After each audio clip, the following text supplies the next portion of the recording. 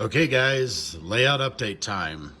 Now, I haven't been doing much running of the train, so I haven't done any operational videos. But I have been working on the layout quite a bit, trying to get the scenery and so forth done. And one of the things I just got done doing the other day is this Missouri Pacific yard tower kit that I picked up from the Missouri Pacific Historical Society. Got that painted and put some window glass in there, and actually have a little supervisor guy in there watching over the yard. So I painted the interior. There's a stove in there to keep them warm, and painted the floor and everything in there. So that was one of the things I've done recently. But most of it is on the new section. Now, you guys have all seen this section here. You can see the lights over the yard and everything, and we've talked about that in the past. But let's see what we've got in the new section. So we have our neighborhood coming together, and I just finished up putting the basic ground cover over the Sculptamold plaster mix, painted it. And then I've also got some of the roads over here in the neighborhood where the houses are going to be. And I'm planning to I've got a house on order, should be here before long, and that's going to go there. And then I got to figure out what I want to put over here in this section. And between the two of those, I haven't put those driveways in there yet. So I'm not going to fully cover this, but what I did was I put the Sculptamold texture here on the front of this. So I'll do some cover here. Probably this guy is going to be on top of his grass, and he's going to have grass and so forth pretty much right away. That guy back there, he's going to be a little later. But right now, it's funny. It almost looks like a brand new development with all the mud and dirt, and then you got these couple of houses here and there. So this building right here is actually a Plasticville kit that my mother had put together for her grandfather years ago. And I inherited it, and I kind of liked it here because it gave a nice little place to watch trains go by. So I put it here, but in the condition it was, and you can see it on the inset here, didn't really quite look as good as it does now. So took it apart, completely repainted it, and actually built an interior to the inside. So there's actually an inside. You can see the doors open, so you can kind of see in it. And there are some lights. So right now they're not connected to anything, but you can kind of get a lay of what the underside and the floor plan is going to look like. But it does have a full garage with an opening door. Let's see if I can open the door for you. Of course not, because I'm doing it on camera. But the garage door opens. There's a little bit of an interior in there, but you can kind of see it. It moves. There we go. But yeah, I painted the interior of the garage. Yeah, and the door opens. So that'll be, but that's a nice little house there. This is just a house I bought secondhand at a hobby store. They had a collection, and so I bought that one. This is a kit I built years ago. It was supposed to be part of a gas station. I don't remember where that kit came from, but it's a nice little house that I like. And right now it's just holding the fort right now, so who knows. But let's see what else the new stuff is. So first up over here, we have our Boston Depot. This is a Missouri Pacific Depot that is a kit by Blair Line. And I put this together, painted it up in one of the 70s paint schemes. But if you look closely, you can see there's actually a light, and I have an operator in there, and a little desk, and some bookshelves and stuff like that. And let's look at it from the back side and kind of see what it looks like inside there. And there's a light, of course there is. So not much, but it's an old abandoned depot. And then of course I've got this Yelton Models Missouri Pacific Speeder sitting here. So I have to build a place for it to sit, actually. Right now it's just taking up residence right there. So anyway, as we move on, I've been doing a lot more of the building kits. And so this is one here that I'm pretty proud of. This is a Lifelike kit. Now, for those of you who have put one of these together, it's actually quite a challenging kit because that roof comes white. So you have to paint all that. You have to paint the stripes, and everything's pretty much cast in white. And so I went and painted everything up, including the interior, which was solid white. But I went and put some booths inside and some people that are actually enjoying some Kentucky Fried Chicken. But look at this. I've also lit the exterior and the interior. So on the outside, they've got these lights that light up the outside of the model, or the outside of the building.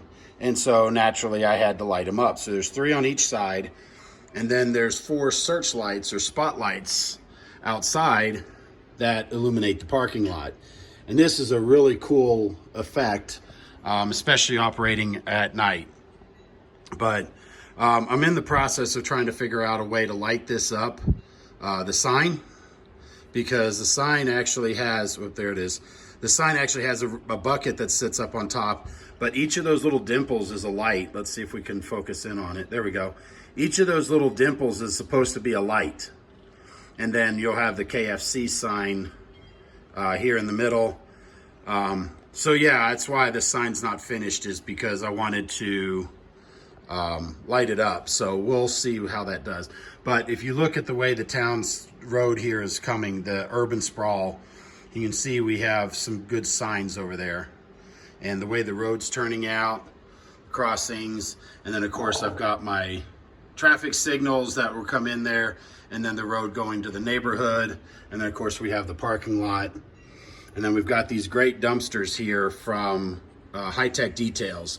These are really easy kits to put together, and they look really nice, and they make a nice little addition to the different companies. So over here, this is where the grocery store is going to go. This is a Piggly Wiggly.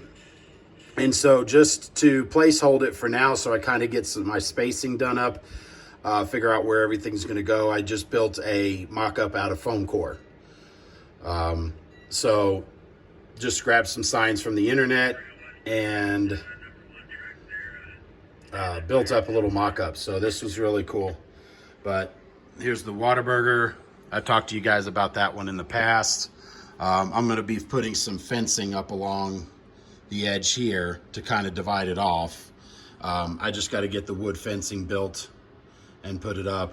I am still working on the crossings. I've gotten sidetracked a few different things that I want to do. So part of it is, in order to get the crossings working, I have to route out the underside of the layout. And you can kind of see some preliminary drawings of where the routing is going to go. And so I just need to get under there and do it. So that way I have place to mount the servos for the crossing arms, the controllers for the lights and everything. I'm using a Logic Rail Technologies Grade Crossing Pro 2. And then that's going to work in conjunction with the signals that are next to it. And that's from East Coast Circuits, the lighting controls. So I'm really excited about that. So I just need to sit down and do it. But I've been building buildings and painting it up and so forth. So this town area here is coming together great. And one of the things I really like about it is it gives us a run from the yard all the way around. Then we have the MKT interchange here. Comes around, and then we head over into the industrial area. So it gives us a run of somewhere to go. Now this building is new. This is one of the ones I've been working on. And this is going to be the home of Callahan Auto Distributing. And so this is a City Classics building that I put together and painted up. It still needs signage and windows and the glass in the windows, but, oh, and lights. Of course, it's going to have lights. But it's a neat little kit. Fits the footprint very well. And I just walked over the crossing signal, so my apologies there. But you can kind of see the loading dock behind. So I got to put some lights on this thing, and we'll have to get some signage out there so that we can have the new home of Callahan Auto It'll take a single boxcar, so you can kind of see how that sits over there. But anyway, beyond that, these are just sitting over here for the time being because I just wanted to put them out. And then nothing really has changed on the rest of this since the last tour we've done. Like I said, I just need to operate trains. I haven't run trains in a long time. So I put up all this section out here.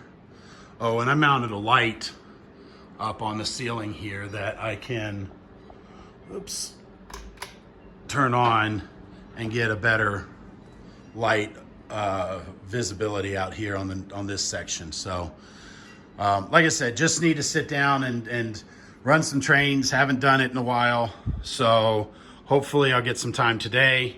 But you guys can kind of see the overview of the layout. It's coming along pretty well. I'm pretty happy with the way everything is looking and the way everything's coming along.